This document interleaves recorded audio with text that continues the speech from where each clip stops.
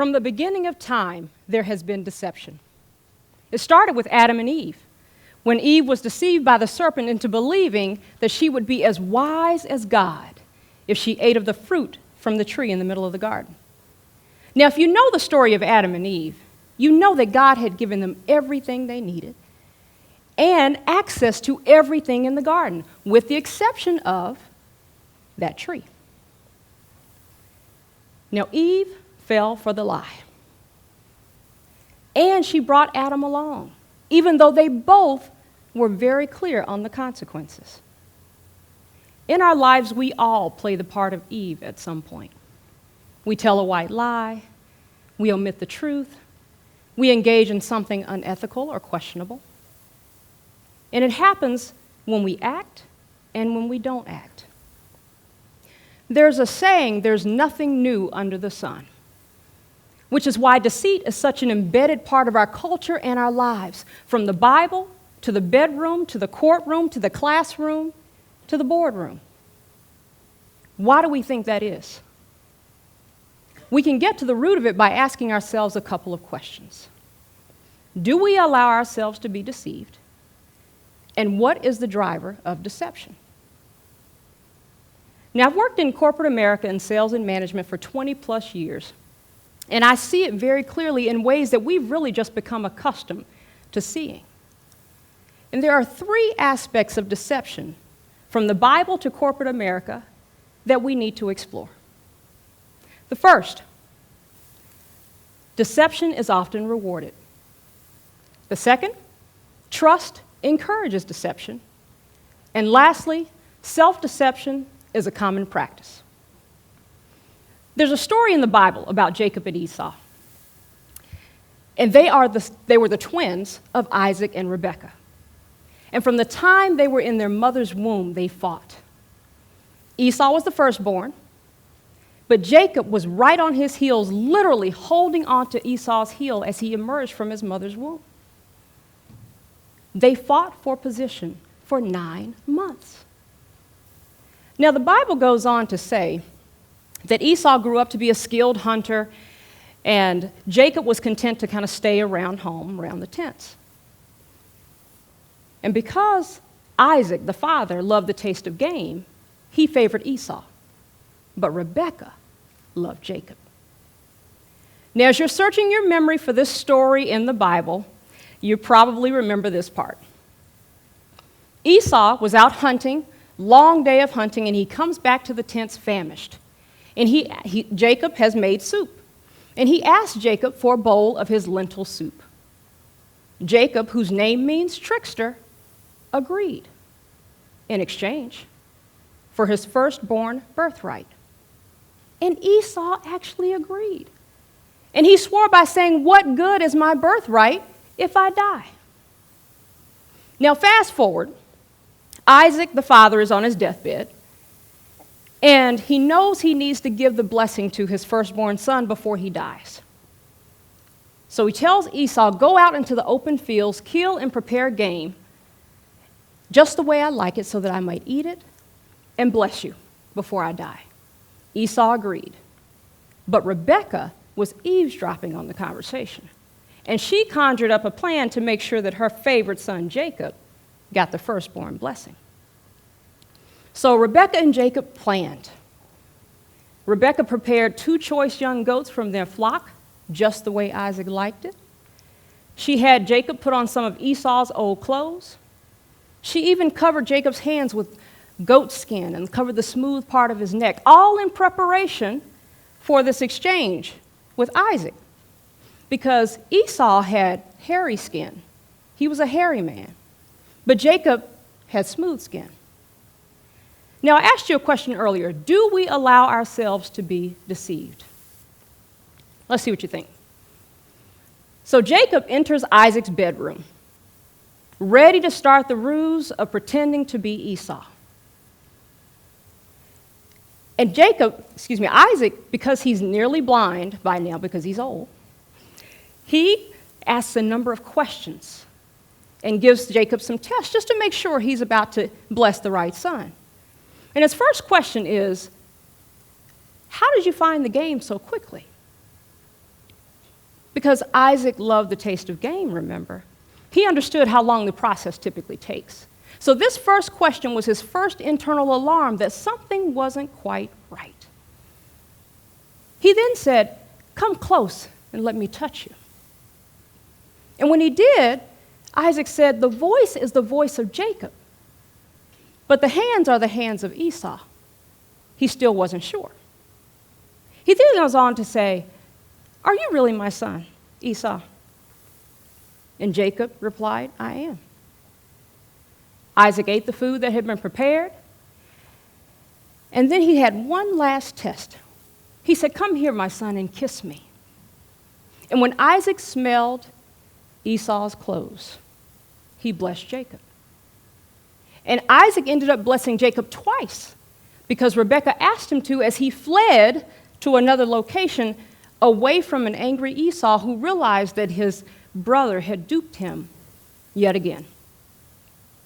Now, I know this sounds like a Bible story and things that don't happen today, but as we make our transition to the business world, to corporate America, you'll see characteristics and traits of Jacob and Eve linger on. It's been dubbed the diesel dupe. After a tip-off from an insider researcher, the United States Environmental Protection Agency issued a notice of violation of the Clean Air Act to Volkswagen. After the discovery, Volkswagen admitted to installing software on millions of cars in order to trick the Environmental Protection Agency's emissions testers into believing that the cars were more environmentally friendly than they were. The EPA also found that millions of cars sold in America had a defeat device, or a software in its diesel engines that allowed the cars to recognize when they were being tested, thereby changing the performance and getting better results. Now, I'm reminded of a certain trickster named Jacob who went to great lengths to smell and feel like his brother in order to keep the father from detecting the truth. Now, Toshiba had their own set of problems last year when they admitted to overstating their earnings by nearly $2 billion over the last 7 years. The CEO resigned amid an investigation that showed that superiors had issued such high profit targets that the managers could not possibly hit the numbers without inflating their own division results. The employees were under pressure, were being put under pressure to do inappropriate accounting practices. Now, we won't even talk about Madoff and Enron. These corporate examples are clearly scandals, highly visible, detrimental to the company. There's no question about the intent to conceal and conspire. They had an Eve moment. They had an Eve moment. They fully understood the consequences of their actions. Now, while I have worked for 5 corporations over the last 20-plus years, I have never been involved in scandals such as these, but I will tell you, there are some practices that we participate in on a regular basis that are a bit suspect. And what's interesting is we've become very comfortable with it. And in some cases, we've actually renamed it. So here are the 3 observations I've made over my time in corporate America regarding deception. The first, deception is often rewarded. My background is sales, and in my position, I have the opportunity to interview potential full-time and intern candidates. I also work with people to help them craft just the right resume to make sure they land that interview, because there is a certain language we want to see. For example, if you are interviewing for a sales job, we want to see actual numbers. We want to see results on your resume. When you're in the interview, we're not interested in hearing about what we did. We're not hiring we. We're hiring you, which is why we want to know exactly what role you played in the process. Now, therein lies the problem for many. Because what if I didn't achieve those results? What if I was a part of a bigger team and I played a very small role? If I don't include it, I won't get the interview. But if I don't magnify my small role into something much more impressive, I won't get the job. There is an underlying fear of failure or unemployment if I get the job and I can't perform. My daughter Michaela and I were having this conversation just a few days ago, and she was sharing with me that high school students are already being taught how to enhance their resumes.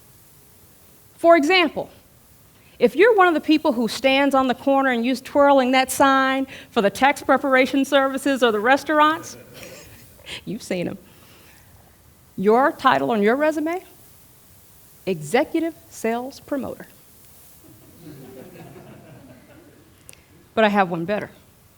If you're a dishwasher, your title is Underwater Ceramic Specialist. It's funny, but at the end of the day, here's the question. If the company hires you based on your magnified information, did you mislead the company? Or did the company force you to stretch the truth in order to get the job? My second observation, trust encourages deception. This reminds me of internal communication within corporate America. I have been a member of a number of teams and a number of companies over the years, and when you're a part of a big team, you get lots of questions, you get lots of attention. And no matter what team I've been on or what company I've been a part of, there is a process for managing the dissemination of information, and that is called the message track. What is the consistent story we are going to tell to anybody who asks us a question about this particular project at any given time? And the message track is important because inevitably, somebody's going to go to somebody on my team, they're going to ask that person, or they're going to ask that person, or they're going to ask that person, in the hopes of getting new information that wasn't originally shared in the message track. The whole point of a message track is to make sure that everybody is saying the same thing. Nothing more, nothing less. Now, the message track could be seen or construed as rehearsed deception, driven by fear. Do we align to a message track out of fear of being excluded or being the one to drop the ball? To align to a message track requires that you trust the person creating the message track. But here's the question. Is the message track the truth? Or is it just the information we want to share at the time? Is having a message track problematic if everybody's aligned to it? My third observation. Self-deception is a common practice. When I first began my career, my goal was to be the vice president of somebody's company. I did not care which company. That was my story, and every company I worked for, I had the same career plan. And that was perfect for 18 years until one day, in a performance review, my boss's boss asked me the question that no one had thought to ask me in 18 years. Why do you want to be a vice president? I was not expecting that question. She said, why do you want to be a vice president? Do you enjoy managing people? And with that question, she flipped the script on everything I had told myself for 18 years. Because the truth was, I didn't really want to be a vice president, I just wanted the title. And I really didn't enjoy managing people. It was hard enough to manage myself. But I got so caught up in the proverbial climbing of the corporate ladder of expectations that I did not think about the choices I would need to make to get there. I had lied to myself for 18 years. I asked you two questions at the beginning. Do we allow ourselves to be deceived? And what is the driver of deception? Now, in the beginning, I would have answered yes to the first question. I believe we do sometimes allow ourselves to be misled.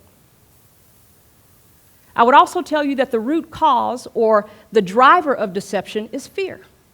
Now, I know some might argue with this point because, You could say that betrayals and untruths and all these scandals are driven by the need for power or feelings of jealousy or greed or money. But the reality is, the need for power stems from a fear of not being in control or insecurity. Feelings of jealousy stem from a fear of not having what everyone else has. The need for money or greed stems from a fear of lack or not having enough. There's an underlying fear that runs beneath all betrayals and untruths if we are honest with ourselves. And at the root of it all, we are Jacob and Eve. We have perfected the art of self-deception under the guise of being fearless. But that's not effective long term. We have to recognize the signs and symptoms of fear in order to avoid deception in the first place. But I want to introduce another consideration. Hope. Hope. We allow ourselves to be deceived because we are hoping for a favorable outcome. Isaac in the Bible hoped he wasn't being hoodwinked by his son. Volkswagen hoped to buy themselves more time to become compliant by tricking the EPA.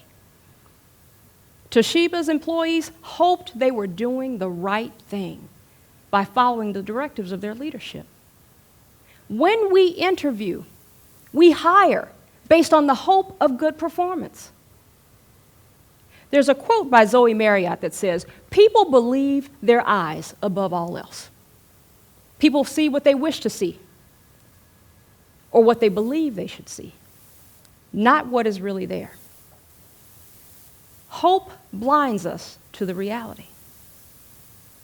From the beginning of time, there has been deception. The question is, what is your role?